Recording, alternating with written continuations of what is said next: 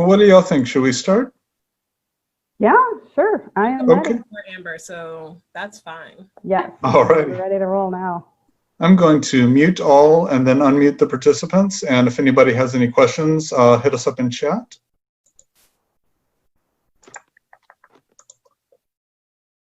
All right, there we go. Amber, Hanna, Tara, and Monica. There we are. Okay, great. Welcome, everyone. Thanks so much for coming. We are here to celebrate the release of Political AF, a Rage collection by Tara Campbell. Tara, would you hold up your book? I can't because they're in boxes and there's a cat on top of the boxes. And, you know, this is the best we can do. Yeah, that's the cover by M. Spencer. And how many books is this for you? This is your fourth? This is number 4, yes. All Number with 4. indie presses. So. Outstanding. Oh, yay. Thank you, Marcy, for holding yours up. I'm going to read our participants' bios, and then I'm going to turn this over to Hanna, who's going to moderate for us. And yeah, we're here to celebrate Tara Campbell. Tara is a writer, teacher, and fiction editor at Barrel House Magazine. Her prior publication credits include Smokelong Quarterly, Master's Review, Jellyfish Review, Booth, Strange Horizons, and Escape Pod Artemis Rising. She's the author of a novel, Trevolution, a hybrid fiction poetry collection, Circe's Bicycle, and a short story collection, Midnight at the Organoporium, which received a starred review from Publishers Weekly. Tara is a graduate of the American University MFA, a Cambalino Fellow, and recipient of multiple awards from the DC Commission on the Arts and Humanities. Tara! Thank you. Thank you. All right, we're going to hear from Monica Prince. Monica teaches activist and performance writings at Susquehanna? Yep. Susquehanna University in Pennsylvania. She is the author of How to Exterminate the Black Woman, a choreo poem from Pink, Instructions for Temporary Survival from Red Mountain Press, and Letters from the Other Woman from Gray Book Press. She is the managing editor of the Santa Fe Writers Project Quarterly and the co-author of the suffrage play, A Pageant of Agitating Women, with Dr. Anna Andis. Monica, thank you so much for joining us. Yeah. Amber Sparks. Amber is the author of several short story collections, including The Unfinished World and Other Stories, and I Do Not Forgive You from Live-Right. I'm sorry, is Live-Right? Let's unmute you. Live right. Live-Right. Yeah. Her essays and fiction can be found widely in print and online in places like the Paris Review, NY Mag, Gretna, and Tin House. And we're going to be moderated today by Hanna Grieco. Hanna is a writer and advocate in Arlington, Virginia. Her work can be read in the Washington Post, Parents Magazine, Washington City Paper, and many more publications and literary journals. She is the creative nonfiction editor at JMWW, the fiction editor at Porcupine Literary, and the organizer of the monthly reading series Readings on the Pike. And those are on Zoom as well? Right now they are, yeah. Right now, excellent. Yeah, find her on Twitter at Writes Loud. And Hanna, will you take it away for us? Of course. Thanks everyone for being here. And thank you, Tara, for allowing me to be a part of such a special occasion. We're going to go right into our readings tonight because we have amazing stuff in store. So let's start with Monica. And we've already heard about Monica Prince. I think we all know and love her. So go for it.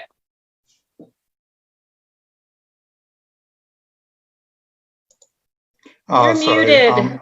Oops. Yeah.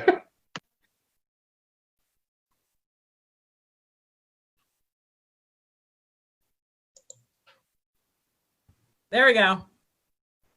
Dope. Okay. Hi, everyone. This is going to be great. I'm so excited to be a part of this. I'm going to read 2 poems from my show, How to Exterminate the Black Woman, choreo poem, and then I'm going to read 1 brand new poem that I wrote during National Poetry Month. Yep, Tara's got it. And it's, yeah, so I'm going to read some angry poems, and I'm going to read like a happy-ish, sort of less, whatever. All right. Okay. So the first one is called Vinyasa. On a particularly bad day, I must lock myself in my house and roll out my purple yoga mat. I light candles, shut the blinds, and start from the beginning.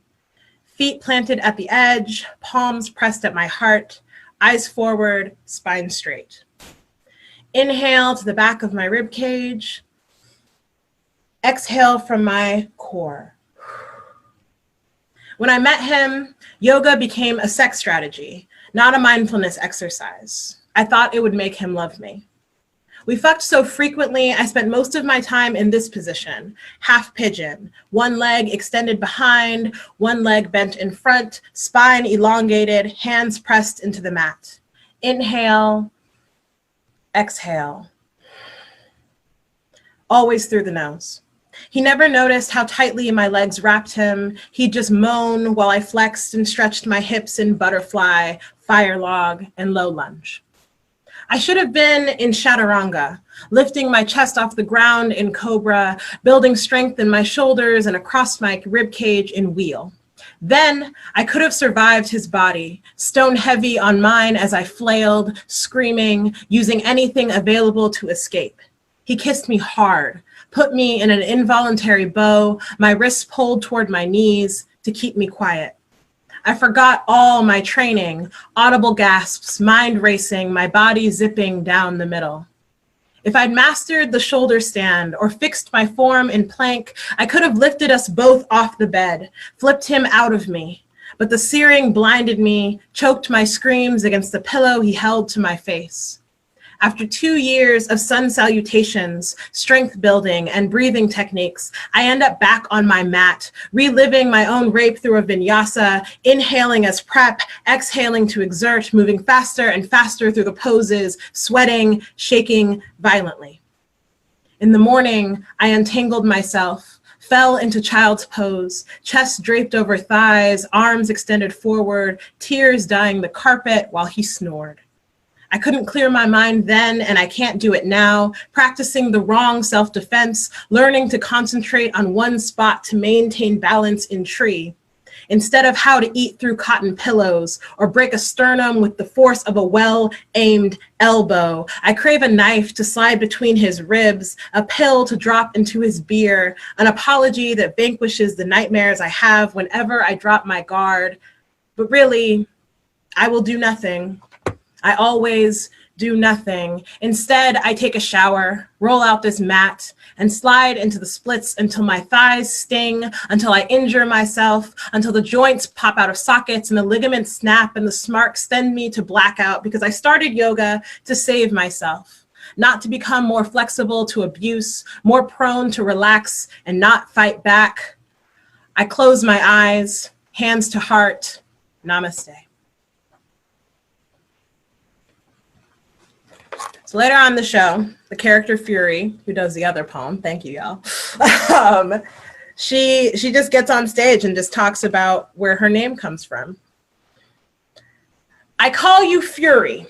Rarely does anger leave my body as tackle, punch, or drop kick. Angry isn't strong enough a word for the trembling in these muscles. I call you Fury for your inspired thoughts of paring knives opening rib cages, blood painting the skin in black, purple, yellow, and blue. Fury, because my marrow screams and my bones rattle with the echoes. I call you furious, overwhelmed, exhausted, sick. When you dance, you turn your spirit into fuel, turn tragedy into turbulence that brings down plains of emotional baggage into seas of acid. You are not weak, Fury. You are brass knuckles breaking cheekbones and guilty eye sockets. You are boiling oil splashed on indecent groins. You are bright sky after monsoon. You are the monsoon. You are the forecast and the declaration of emergency, but you are not a problem. No, Fury. You are the first line of defense against legislature written in native blood. You are the oxygen to a fire started on morning shores. I call you Fury because no one takes sad or tired seriously. You are the coffin in their conscience, the noose desperate for a white neck, the gleaming smile on a black woman's face after a served deadly dinner you must be reckoned with, not just in the streets of your body's country, but in the veins of your enemies. You are not poison, glorious Fury. You are salvation. All right. I have one last poem. It's a happy poem, I think. I don't know. We'll see. Okay. This is called An Orgasm So Good You'll See God. I looked up the etymology of orgasm, and that's where this poem came from. All right. Orgasm, noun, 1680s, sexual climax, the acme of venereal excitement. From the suburban bedroom adjacent to my best friend's, where I rub my mons against a clogged direction until reaching orgasm. From the French orgasme, meaning the lie I tell my ex-lover as they enter me so invested in making their first time memorable. So why not say, yes, 7 times you gave me 7 orgasms. From the modern Latin orgasmus, excitement, swelling. Meaning, sex is only thrilling because collecting bodies is a game. No fear of STIs or HIV or pregnancy, no worry of enjoyment. Just something to do between homework and grad school applications. From organ, be in heat, become ripe for. Meaning, the first vibrator I ever purchased at the age of 22 is enough to make me regret not living alone. Just desperate to masturbate more than search for a partner I already know cannot replicate 6 speeds and silicone nubs. Literally, to swell, be excited. Like the first time I come on someone else's tongue, how I know it can happen again. I wouldn't have to keep faking it if I could keep buying sex toys or find the right tongue attached to a decent partner. Related to urge, impulse, excitement, anger, not unlike sharing a bed for the last time with a man I don't love anymore. So uninterested in the space I occupy, he puts his entire body weight on his palms, around my breasts, crushing my lungs and scaring the desire right out of me behind my breath. How quickly he blamed my size for his negligence. Who could ever expect a man to give pleasure to something so consuming? From PIE root org, to burgeon, swell with strength, enough to leave him, to remove him entirely. Yes, even now, even as the world struggles to breathe, even as we all won't make it out alive. Source, also of Sanskrit, urea, a nourishment, sap, vigor. The daily devotions of a new permanent lover, supping desperately between my thighs, satiated only by my cries of ecstasy. Old Irish, firk, ferg, meaning anger, but never here, in these moments, languishing in the early evening sun, naked, a finger drawing our future on my stomach, in my juices, sucking the tip with pleasure, waiting for permission for more, prepared to sacrifice what strength remains for a chance to see God say, thank you. Thank you.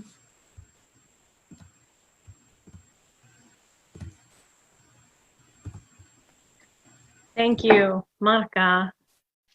And up next, we're going to have Amber Sparks read.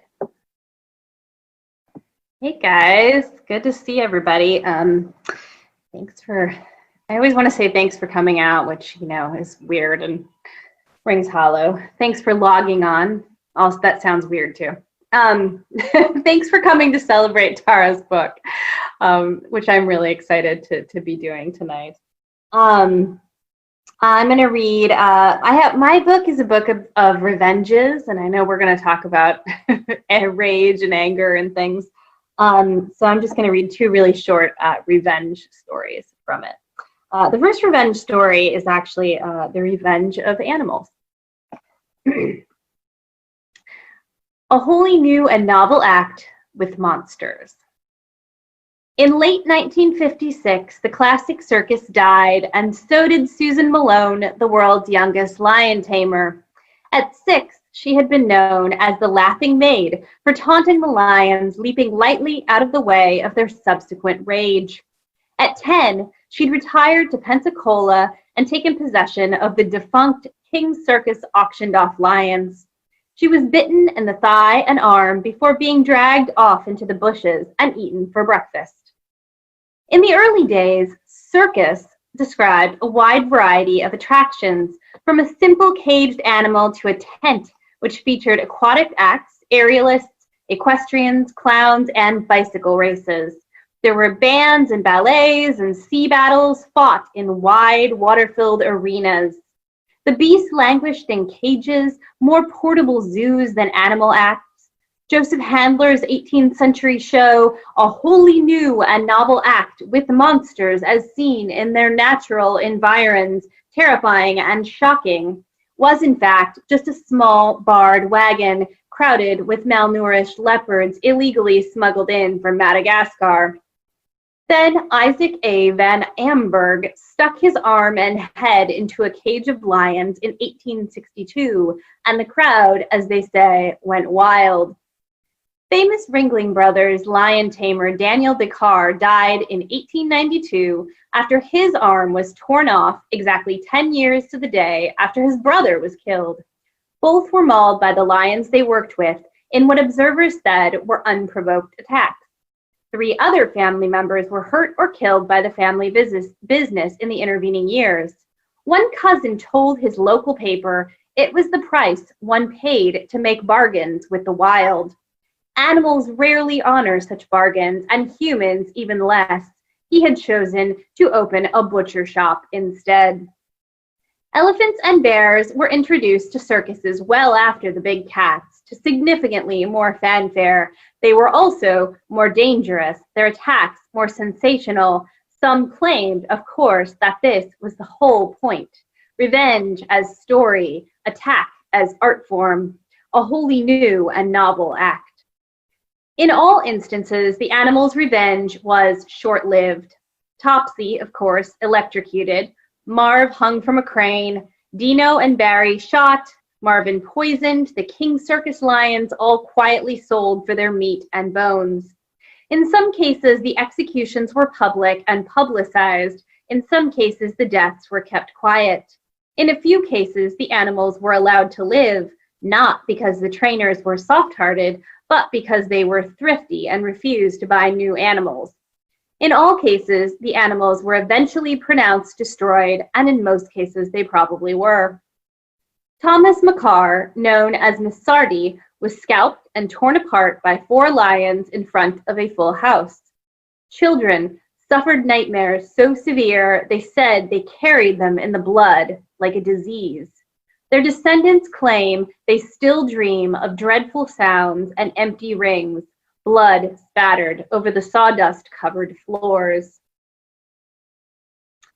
And this next piece is called You Won't Believe What Really Happened. Oh, sorry. I always forget the clapping part with the same thing.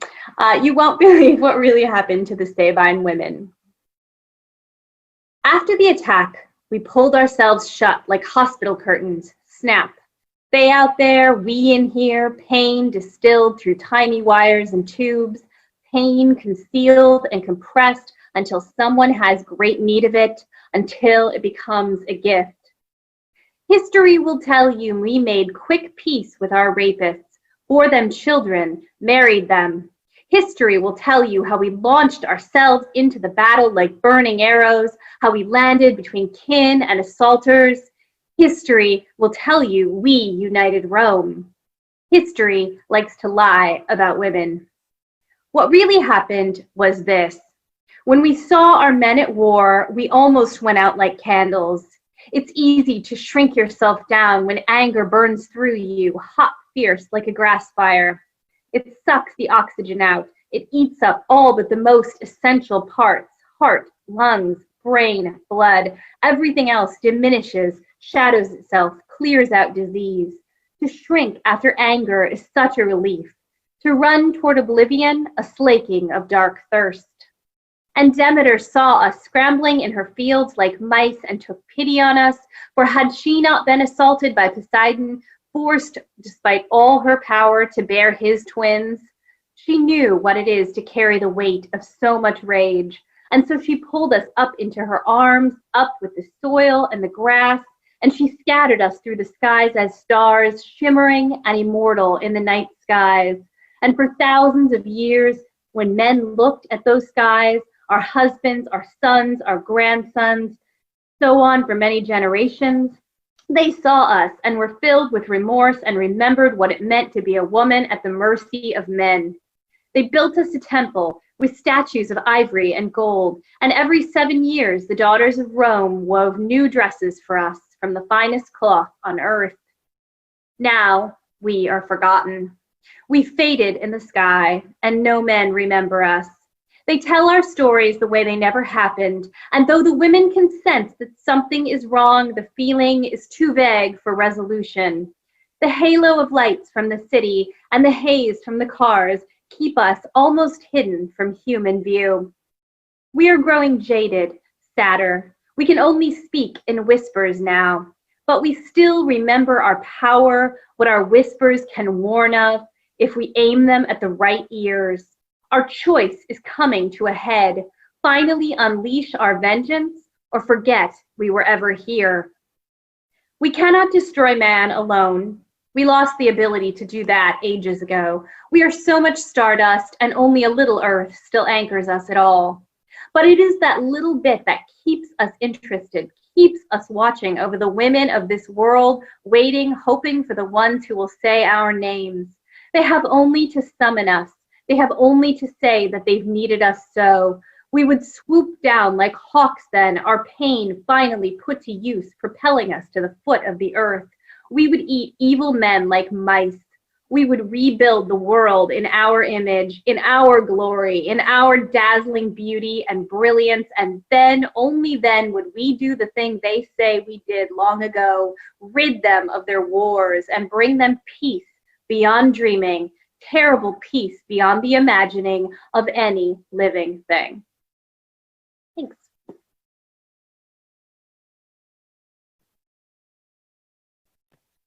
Thank you, Amber. Thank you very much. And Our Lady of the Hour, now it is time for Tara to read from her new book. Yay! Thank you so much. And it's obvious that I am a glutton for punishment, choosing to read after Monica and Amber, but I will do my best. Thank you so much for joining us tonight. And I'll just leap right in. I'll start with a poem that it's a through line, it seems, of our work tonight, because this is a poem about the nature of violence in the world, and it's called The Meadow. The meadow considers the velvety slick on her skin, sips at its edges, trickles it into her pores. Only a taste this time, she swears, until she falls in love once more with her own wet heft. The meadow umbers herself from the silken pool, plumps herself, besotted, against the dead, skin to skin, until she hates herself again. Eve shrieked, and the meadow has hated herself ever since, has drawn the stain down deep inside, sworn never to drink again. She tries to make do with the blood of calving, of roadkill, of fallen chicks, but the meadow remembers the hiss of knife through skin, that lavish spill, that crimson burst of Abel. The meadow hums her thirst and hates herself, thinks dynasty and hates herself, murmurs empire, infidel, and motherland, and hates herself because she knows. She hums her thirst and mumbles tyranny, whispers homeland and hates herself, trills liberty and waits. Glory, she croons. Hallelujah, she cries, and hates herself because she can almost taste it. The meadow sings birthright and hates herself, calls out shall not be infringed and hates herself, and sings and sings and sings until she feels that velvety slickness on her skin, sips at its edges, trickles it into her pores. Just one last time, she swears.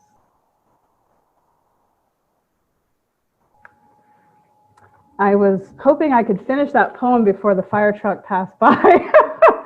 That's, yes, one of the special things about things during quarantine. The nice thing, though, is not having to worry about where I'm holding my book versus the microphone versus my cocktail versus tripping over the microphone cord before I get to the lectern and all that kind of stuff. So silver lining. All right. So the next poem I thought I'd read is called Cauliflower. And as those of you who have the book can see, I have some visual poetry in the book. So I'm partial to broccoli, I have to say, but anyway, I named the poem Cauliflower. When cauliflower gets curious, it asks to touch the tighter buds of broccoli's crown, wonders if they would look as good in white. When cauliflower gets restless, it considers a tattoo, a little green band around its stalk, or maybe just a butterfly.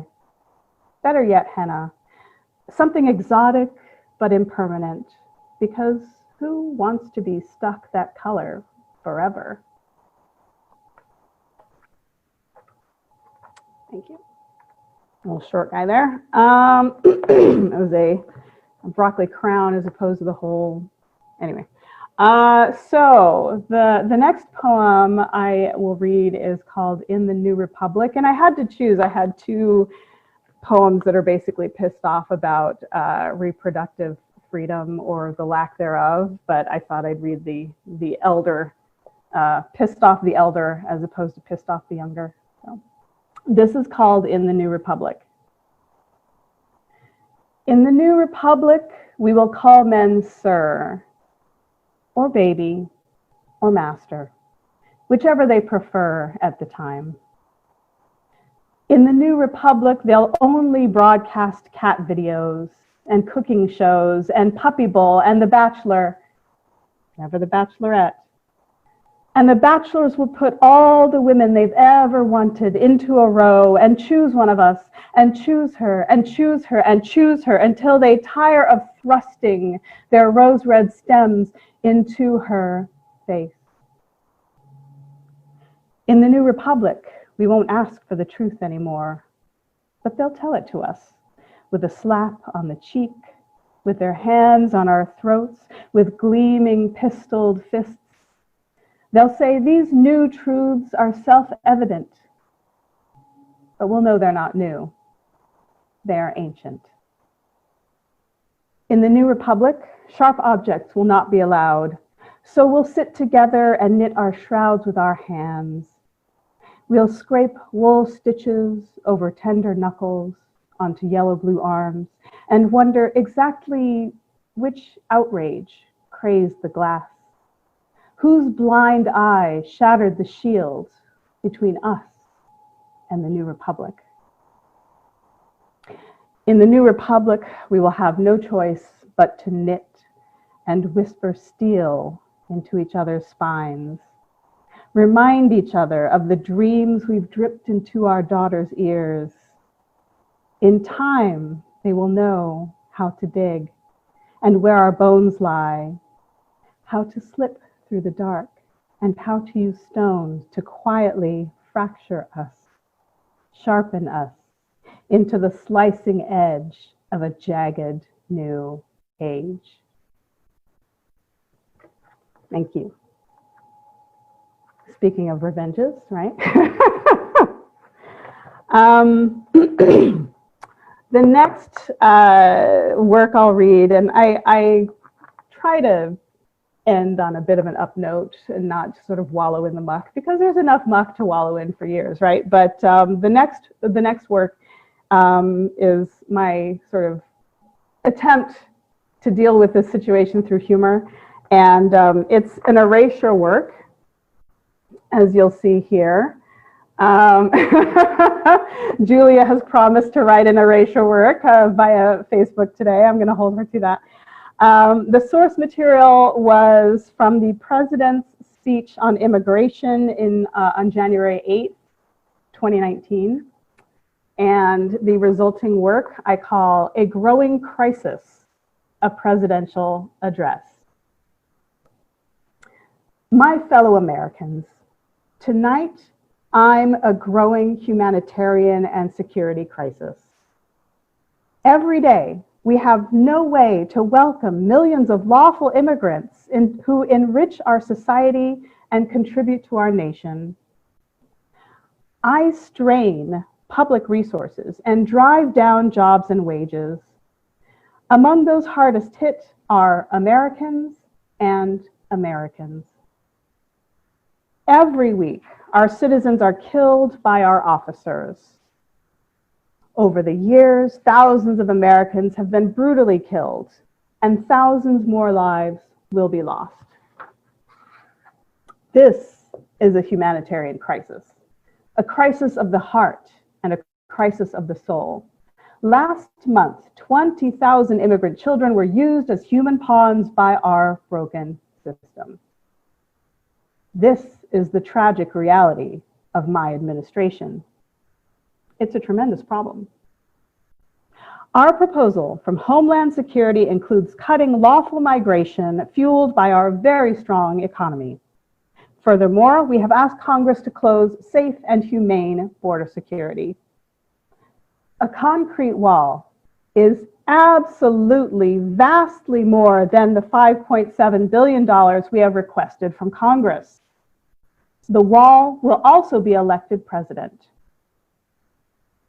Congress have refused to protect our families and shut down my administration. This situation could be solved.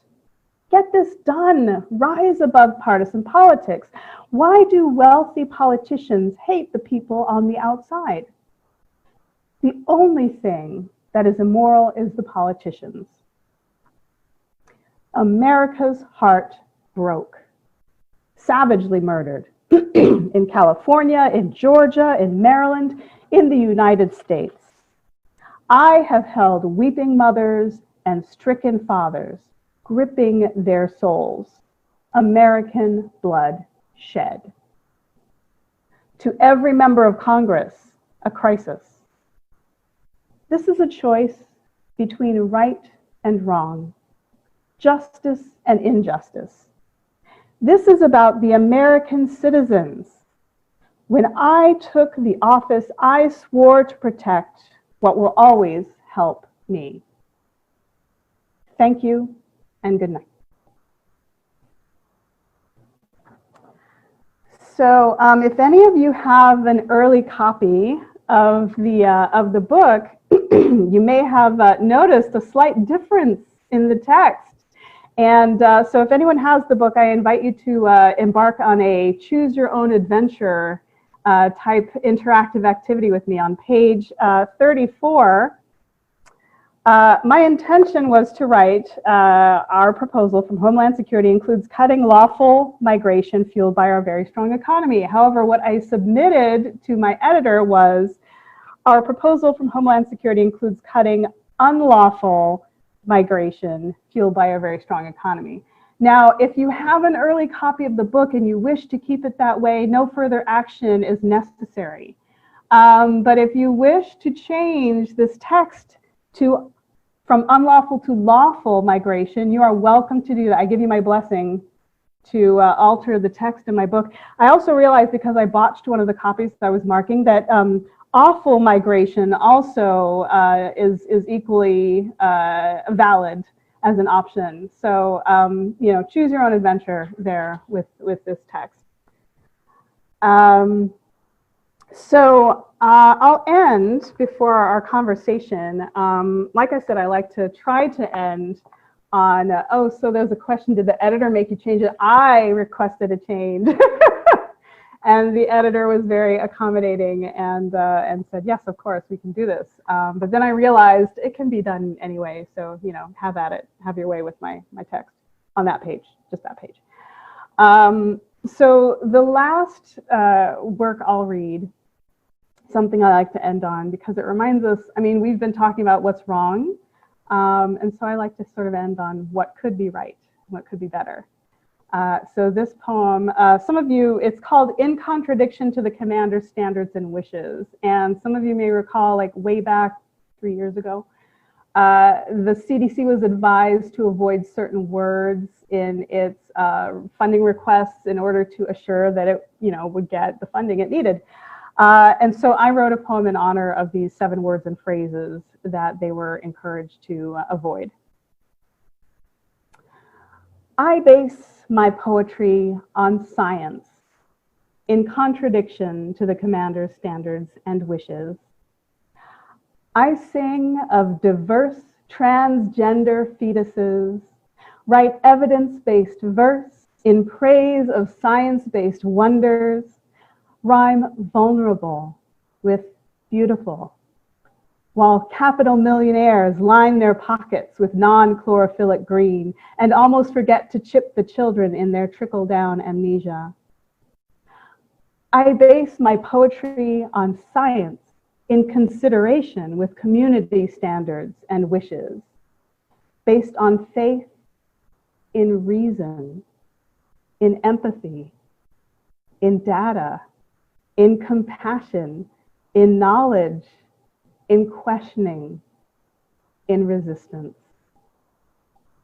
Thank you.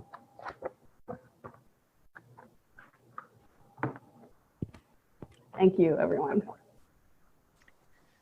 Thank you.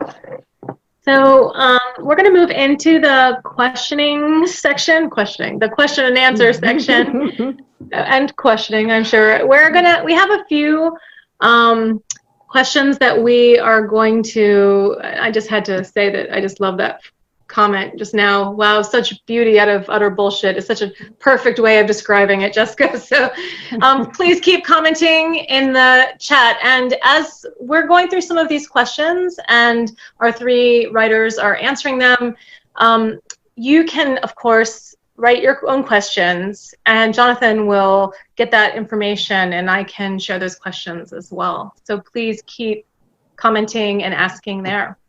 So our first question tonight is about anger, which seems highly appropriate tonight, of course. So many of us get accused of being angry in our writing about the need for political and social change, as if anger is something negative or detracting from our art. This is especially true for those of us who identify as women.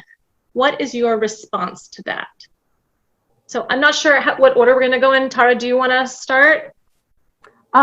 Sure. I'll give a slightly longer answer than I did for the Rumpus interview. No, I think you should actually say the answer. I think it was a really good. We did an interview with Tara at the Rumpus, and when I asked her about rage and people, what is your response to people who are complaining about rage in women? What did you say, Tara? I said, "Fuck them." No, seriously, fuck them. So that was my short answer, short version. But the longer version is it's a famous technique for trying to dismantle the arguments, the normally very valid arguments that are being made, and it's a way to try to sort of take the energy out of the argument and the person without really grappling with the issues at hand. So yeah, fuck them. Next. Yeah. That's great. Audre Lorde, I always use this one because I heard it at a panel I was moderating 2 years ago, and Audre Lorde said that your anger is gorgeous, and I just believe that. So I think anger as women and anger as women of color is so, there's this assumption that like we're not allowed to be angry, as if there haven't been millennia of injustices weighed against us. And there's also an assumption that anger only belongs to like the patriarchy, and it doesn't. So I'm of the belief that my anger is gorgeous, and fight me. That's Two-word answers only. Fuck them, bite me. Okay. Yeah, that's all I got. It was really funny when my book first came out, because this is really the first book that I've written that was sort of, could even be considered like political, I guess you could say. I mean, and just because it is a feminist book. And it was really, I was like, oh God, like when I went to look at Goodreads, which you're not supposed to do. And, now I've stopped doing that. But At first, of course, you look at your Goodreads reviews and I was like, oh my God, this is just totally like, I had gotten so many nasty responses from people, let's be real dudes, who were like, this author had an agenda. She should have just written her book as a nonfiction book because that's clearly what she wanted to do. Or, lots of people who are like, oh, this is just some angry, woman complaining for a whole book. And of course, it's like not what the stories are at all. But it was really surprising to me to like, encounter that level of like vitriol, rage, hilariously, when somebody read a book and encountered my own rage, especially like, the book is called I Do Not Forgive You. It's got a fucking axe on the cover. Like, like there's the inside flap is like, this bitch is angry. Like, it's like the entire book is like, don't read this unless you are like ready for a woman to yell at you for an entire book. And apparently some people still picked it up and, were really found that really shocking and, unexpected. So, I think I do think it's interesting too, how it always gets interpreted as political. And sometimes it is. That's of course, Tara's book sort of interrogates that, but it also, the fact that a woman who is angry and to Monica's point, like especially a woman of color who is angry, that is just like inherently political to people, like right off the bat, like, and that's just amazing. Whereas, a angry white man in a grocery store screaming about masks or whatever, that's not political. That's about freedom. That's about his, his masculinity. So, it's a really weird double standard for sure. Right. As you were talking, both of you, I was thinking that I just recently rewatched the Saturday Night Live cold open of the Brett Kavanaugh hearing with Matt Damon hilariously playing, Kavanaugh, and just thinking back to that whole shit show and the fact that, that was somehow righteous anger, and Lindsey Graham's beet red performance was not a drama queen, but it was like indignation, righteous indignation for this injustice. And somehow this absolute, what would be called hysteria, if, a woman had done this, was somehow championed as, sticking up for the proper way to do things, and how dare these folks even question the right of a man to ascend to a lifetime position based on spurious claims of rape, attempted rape. So yeah, there, the very thing that is championed it's upholding the patriarchy, and that's all there is to say about that. So, so I'll stop now. Yeah, that's basically it. And what's interesting is that men are never called hysterical. The closest they get is to say that they're acting like a woman, that they're acting dramatic or hysterical like a woman. That's the only insult that you'll see thrown at a man, as if it's, as if that's the only thing we can be as women, is hysterical. And so the next cover is an axe-wielding uterus. That's what it's going to take, I guess, I think so. Going to morph this up and and how to exterminate the patriarchy is going to be this image of the axe-wielding uterus. That's a good My point. husband's going, wait, what? wait, where are we going here? Yes. You're good, babe. I love your point, Hannah, about like that's the only way to do it. That's the same way as what happened when we talk about when political leaders use words like witch hunt or a lynching, like, because there are no words that encompass when white men are being attacked. Yeah. Because like a lynching is about Black people and a witch hunt is about women. Like, it's like there are no words. They have to like co-opt these other words that are historically problematic. And I think it's just an interesting way of looking at it. It's like there are no words.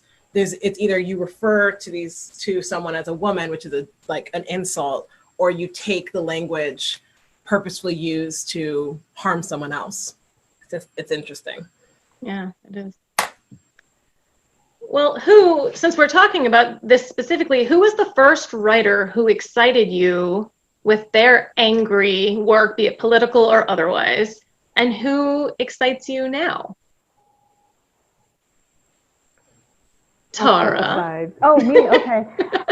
Well, I name check Margaret Atwood so frequently for so many things, but it remains true. I mean, I see her kind of anger as kind of the cold white anger of someone who has thoroughly investigated history and knows all the ways various cultures have used to subjugate and imprison and abuse each other, and just kind of morphed everything into Handmaid's Tale. I mean, she says she did not create anything new.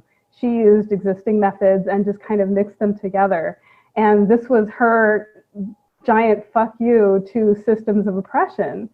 And it doesn't seem like it at first, because it seems like it's all about oppression, but it's really about revealing the systems of oppression. So yeah, that for me is this kind of like cold, calculating anger that kind of catalogs all of these systems that have been used against us and says, no, this is not going to happen. This cannot happen. I mean, it was intended to be fiction, not a playbook, but I see that as, I mean, that for me was just this chillingly analytical way of working through rage and exposing it. Yeah, I'd say, many, but like Toni Morrison, when I read Toni Morrison in high school, and college, I remember reading The Bluest Eye, reading Sula, and reading these, her characters are not ashamed of their anger, and they're given power through it. And that was something that was so remarkable to me, that it was not, so often when you read women who are angry in literature, it is, hysteria, it is, there's something shaming about it, or it's a loss of control, it's a loss of power. And Toni Morrison took that power from rage for so many of her female characters, which was really just amazing to me. It was lit a fire. And also Angela Carter too, because she took all these fairy tales that I had known my whole life and allowed the characters in those fairy tales to be angry and to get revenge, and that was so exciting to me. I think the first book I read when I probably shouldn't have read it, this is what happens when you give teenagers library cards, it was this book called Sex Crimes by Jennifer Shute. I don't think anyone has read this book but me, but it is one of the most brilliant fiction, I hope it's fiction for her sake, books that details the methodical revenge and murder of a lover who harms her. And it's told through her, the main character's confession at the during the trial, basically. So it's not even told in order, but it talks about, it's like that movie Enough with Jennifer Lopez, but out of order. And I remember cheering for her when she murders this dude who harmed her. I was like, yeah, do it. That's right. I was just hoping she would get free. I can't even remember how it ends now. I just remember being fascinated with that. Yeah. And I didn't even know you could write a book about getting back at the people who harmed you. It was is that a thing you can do? And I appreciate that a lot. And then over the years, I've just read all these books that are I didn't understand the term righteous anger until I read For Colored Girls, by Ntozake Shange, which is the first Koryo poem, which is how I got my whole medium, because For Colored Girls has this scene near the end of the book where the lover of one of the characters drops his children off a building, and it's horrifying and it's upsetting. And after the show premiered, all of these Black male critics came out of the woodwork, literally being why would she, give these, why would she tell the world about how we mistreat our women? And it's are you serious right now? It was such a I remember reading the criticism of that and like The Color Purple and The Bluest Eye and Beloved and all these Black male critics, including a professor of mine in grad school who came out against a Nigerian writer for basically telling the world our secrets, essentially. And I've always been so impressed by women and women of color and trans women who are just like unafraid to just tell the truth. And I think that that's an important lesson to learn when you become a writer, is that like you can tell the truth in whatever form you want. It can be prose, it can be poetry, whatever. But telling the truth is the most important thing. There's no reason why we should assume that white people think that we're not dangerous, because we are. Yeah. Well, in relation to this, angry or not, what writer or what book are you reading right now? Well, I have, in relation to the anger, I have a poem that I come to every now and then, and I like to read it. It's a prose poem, I suppose. It's I Want a Dike for President. And some of you may know this because I have posted it on my page. I just kind of like put it up on the top of my feed every now and then, just because it was written in 1992, and I still want these things. It was written by Zoe Leonard, who is a performance artist and an activist, and I co-sign all of this. So it's called I Want a Dike for President. I want a dyke for president. I want a person with AIDS for president, and I want a fag for vice president, and I want someone with no health insurance, and I want someone who grew up in a place where the earth is so saturated with toxic waste that they didn't have a choice about getting leukemia. I want a president that had an abortion at 16, and I want a candidate who isn't the lesser of two evils, and I want a president who lost their last lover to AIDS, who still sees that in their eyes every time they lay down to rest, who held their lover in their arms and knew they were dying. I want a president with no air conditioning, a president who has stood online at the clinic, at the DMV, at the welfare office, and has been unemployed and laid off and sexually harassed and gay bashed and deported. I want someone who has spent the night in the tombs and had a cross burned on their lawn and survived rape. I want someone who has been in love and been hurt, who respects sex, who has made mistakes and learned from them. I want a Black woman for president. I want someone with bad teeth and an attitude, scratched out. Someone who has eaten that nasty, scratched out, hospital food. Someone who cross-dresses and has done drugs and been in therapy. I want someone who has committed civil disobedience. And I want to know why this isn't possible. I want to know why we started learning somewhere down the line that a president is always a clown, always a John and never a hooker, always a boss and never a worker, always a liar, always a thief, and never caught. This stays with me. This stays on my desk. I want all of this shit, and I don't understand why it's not possible. So that's, you know, I draw on this for inspiration. Amber, sorry, go ahead. Go ahead, Amber. Go ahead, Amber. Oh, no, I'm good. I'm in the middle of the Seeley Challenge, which is organized by Nicole Seeley. You're supposed to read a book of poetry every single day for the month of August. I think it's because her birthday is in August. I don't know. This is like the most inconvenient month of the entire year for her to make me do this, but whatever. So I'm reading a book of poetry every day, which is wonderful and also killing me. I read my first book today at 6 o'clock in the morning. It's by Jill Alexander S-Baum, and it was called The Devastation, and it was emotional, and it was beautiful. And I have no idea what I'm supposed to read tomorrow, so I'm not helpful in that. But I've read a lot of, the best book I've read this challenge is called Mistress by Shetla Sabri, who was the Stadler Poetry Fellow like 2 years ago. Stadler's Institute is at Bucknell, which is like 15 minutes from my house. And it's all about Sally Hemings, and it's mostly from her perspective, and it is the most beautiful book I've ever read. And I'm like emotional about it. I'm still thinking about it. I get to teach it this fall, and I'm just like, my students are gonna hate me because it's really sexy, and I don't care. So that's my book recommendation. There's a lot of righteous anger in there too, because there's a moment in Sally Hemings' life, I didn't even know this, where Thomas Jefferson asks her to return to the US with him in like the early or the late 1700s. And she's in Paris, and she's like, I'm not going. If I go back, I have to be a slave. And he's like, I'll give you extraordinary privileges. And she goes back, and it's like, why? Anyway, so, love it. It's a great book. Great book. Awesome. That sounds really good. I'll have to check that out. I've also been trying to do the Steely Challenge, although I have been failing more often than succeeding.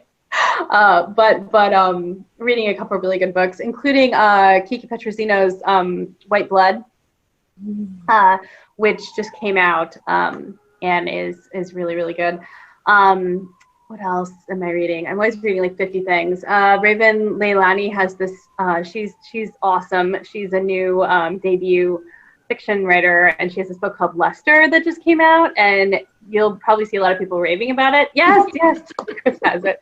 And it's so good. Also, she sent Nail Polish, her publisher, with the book. So even more cool. Right? So yeah, but it's super, she's amazing, and the book is really good. And then I just got, speaking of sort of things that are enraging, Isabel Wilkerson's Caste, like literally just came, and she wrote The Warmth of Other Suns, has this new book. It's all about the caste system in America. And it's, I just started it, and it's really, really fascinating. And I can tell that I'm going to be very angry reading it. So. When you are writing socially or politically engaged work, who is your audience? Tara and I talked about this a little bit in the interview for The Rumpus, and she's like, well, I wasn't really writing to change people's minds. I was writing because I had to write, When you are writing political work, work about change, work about society, who is your audience? Does that change depending on what you're working on or the genre you're writing? Who is your audience or the intended audience? I can start by just, sort of rounding that answer out. When I start a piece, it's more about sort of self-harm mitigation in terms of like spewing all this anger and this toxicity out before it corrodes me. So it's very, the piece the erasure I wrote was because I made the mistake of listening to the address, and I was just so fucking pissed that this person was in charge of everybody. It's like, this cannot be.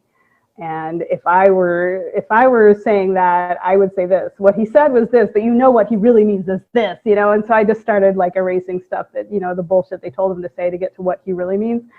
So for me, at least the way it starts, it is just like full on like anger mitigation, But when I'm in the editing stage and thinking about, how to shape the work, a lot of what mine is, a lot of it is too angry to convince somebody. This is not sort of taking your hand and showing you the evidence and, saying, don't you believe in my humanity as a woman, as a, person of color? That's not what this is about. A lot of my work, I hope, can help people realize, what? I was right to be mad. And, it was really that bad. And it's, nobody's going to sort of politically gaslight me into thinking, oh, well, I was just overreacting. Because look, I'm not the only one who was angry. And I was not the only one who heard him say that and who saw them do this. So for me, it's really about shoring up that anger and allowing other people to be angry too, because look, this is not right. So really, some people may say it's kind of pointless preaching to the choir, but I feel like we also need that affirmation that no, we're not being overly sensitive. There are some serious problems that we know are going on, and we're not going to be gaslit into thinking they're not. Yeah, I think exactly what Tara said. Like, for me, So much of this process was cathartic, I think. And it's funny because I don't usually write that way. But after and so I don't usually think of an audience that way either. But after 2016, after Trump was elected, and then with Me Too and Harvey Weinstein and Brett Kavanaugh and all these things, I started like literally not being able to sleep, and I would just like get up and like pace and scroll on my phone and just like be so angry that I would stew in it, and I needed some kind of like release. And so I started writing these little pieces that I just started calling my revenge pieces, or my revenge stories. And I'd like send them out here and there and like try to publish a few of them, but I didn't really think anything of them, certainly not as a book. Actually I wrote one. It was funny. Tara mentioned Brett Kavanaugh, and I actually wrote the one that I read, The Sabine Women. I wrote that one after the night that Brett Kavanaugh was confirmed, because I was so pissed. And so I didn't really think anything of it. And I was telling one of my friends, like, oh, I have these, what have you been doing? And she's like, I'm screaming into a pillow. And I'm like, oh, well, I'm, writing revenge stories. And she was like, I started telling her about it, and she's like, you should publish those. And I was like, oh God, nobody wants to read like an entire book of like anger. And she was like, I think they might. So, I talked to my publisher, and and it turned out that people actually were kind of interested in that. And I think, I think also just in a cathartic way, and just a need to like somehow have an artistic release or an outlet for all of this anger. And to Tara's point, to also like have this collective moment of reading and going, okay, I'm not alone in my feeling. It's not unreasonable. And especially as a woman, right? You feel sometimes still you buy into that idea that your anger is unreasonable, or you're too much. And so to have, I think, that kind of shared experience with people where you're like, oh, I felt like this too. I'm not going crazy was really helpful for me. So I tell my students when I direct choreo poems, when I need them to be angry characters, I always have angry characters in my shows. And when I tell them, when I'm trying to, because these are like, students of color who've never been allowed to be angry publicly for fear of getting detention or getting expelled or being punished in some way. And they all try to tell me, because they're so afraid that if they're angry in front of me, then I'll think they're a bad person. And so they spend a lot of time saying, no, I'm a happy person. Like, I don't get angry at all. And I'm like, that's wild, because are we living in the same reality? Because I'm angry all the time.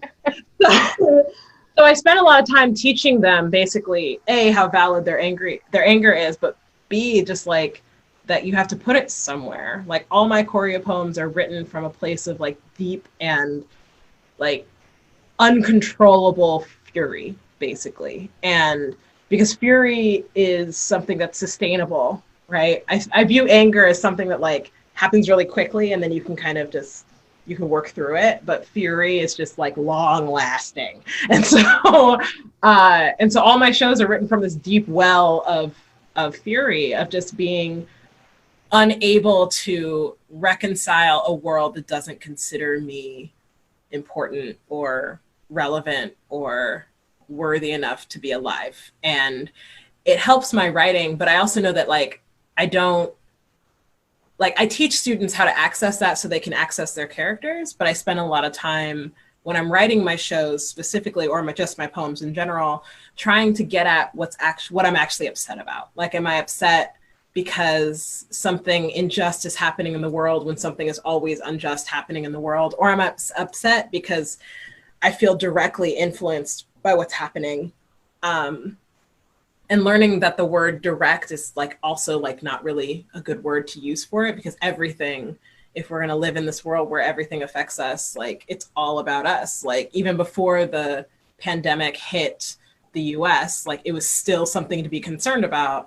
And I'll never forget sitting in that faculty meeting before we shut down in this room of like, 100 and something people, like I'll never be in again, it feels like. And my provost saying, the coronavirus is coming. and we're going to have to shut down. And the whole faculty was just like, what is he talking about? That's not going to happen. That's not real. And he kept emphasizing, he's like, you need to be ready. This is real. This is real. And I remember sitting there thinking, like, this man would not lie to us. Something has to happen. But then not having even access to the information that would tell me if he was right, because we live in the US and we're like drowned out by shit that doesn't matter. And we're drowned out by our president, who also refuses to believe anything is real. And so a lot of my work comes from that like long-standing fury. But I also know that when I sit down to create something, even the pieces that are really, really angry are coming from a place of love, because my audience is typically my younger self, the version of me that didn't know better. And it's also for my students who don't think they can have access to it. Like when I was 16, I didn't know I could be angry about racism. Like, I didn't know I could be angry about street harassment. I didn't know I could be angry about politics. Like, I thought I didn't have access to these things because I wasn't old enough, or I didn't know enough, or I hadn't lived long enough. And like, so all of my pieces, my audience is typically me when I was younger and the students that I teach now. It's all about making sure that the people who are going to be here when I'm gone stay angry enough to get something done. I love that. Absolutely. Yeah. When, Monica, when you talk about this almost bottomless well of rage and anger and how it fuels your work, I wonder for all three of you, in general, when you're writing, does that role of rage, of anger, or similar sentiment, does that fuel your work, inspire your work always? Are there times that it blocks you and keeps you from writing what you want to write? How is that something you balance? Because it can, of course, as we know, turn in on us and start to eat at us. So how do you use that in your work? And if it does start to block you, what do you do? Well, for me, I've noticed that anger manifests as poetry and satire with me. My short stories tend to come more from the sense of wonder, from the what if question, kind of harking back to my sci-fi geekery when I was, in my early teens. But yeah, so this work, the Political AF collection, is basically an accumulation of rage from 2016 to 2019.